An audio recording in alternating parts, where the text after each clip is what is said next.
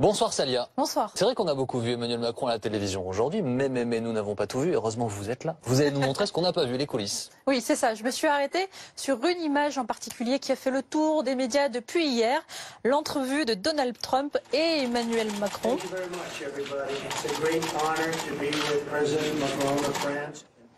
4 minutes 44 assis l'un à côté de l'autre devant les médias.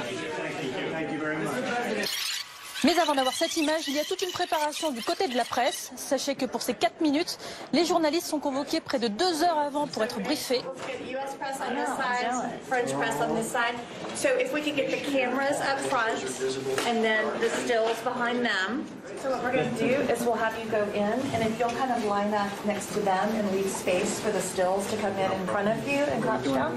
À quelques minutes de l'ouverture des portes,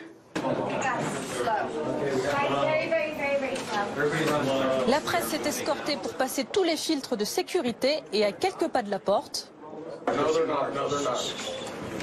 la dame de l'administration américaine attend le top via son oreillette.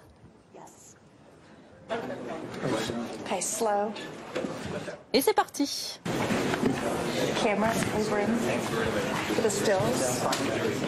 Les chefs d'État sont déjà en train de discuter, mais ils vont s'interrompre pour se saluer à nouveau devant la presse.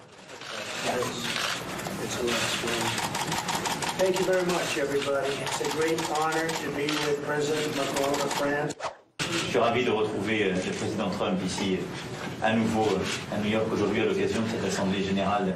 Échange d'amabilité, on va juste s'arrêter sur une chose qu'a dit Emmanuel Macron. And I have to say, just for American people, that our people in France were very proud to have you and your wife Melania in Paris, 14th of July for Bastille Day. Bizarre, parce que nous, on n'en a pas le même souvenir. Si on regarde le plan large, ah tiens, Nicolas Hulot à gauche, il disait quoi en juillet dernier sur l'avenue de Trump à Paris? Vous irez aux Champs-Élysées, vous lui serrerez la main, malgré tout. On va déjà y aller, après on ne demandait pas trop non plus. Bon. Our people in France were very proud to have you and your wife Melania. Ah ouais. Vous avez vu la pose de Emmanuel Macron, il a un peu le bras comme ça, façon Trump. Bon, voilà Emmanuel Macron qui est en train de travailler, il rencontre les dirigeants du monde entier. Et pendant ce temps-là, what is doing Brigitte Macron, please? La première dame, on l'a aperçue cet après-midi dans la salle pendant le discours du président. Elle était là pour écouter son époux et on l'a vue très attentive. Merci beaucoup.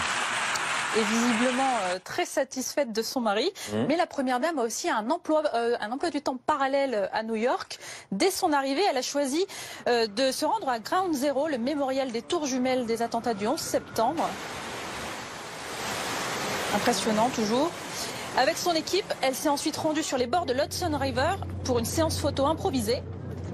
Avec le seul photographe auquel elle fait confiance, Sébastien Valliella, paparazzi, auteur des photos de François Hollande en scooter et aujourd'hui au service de la première dame.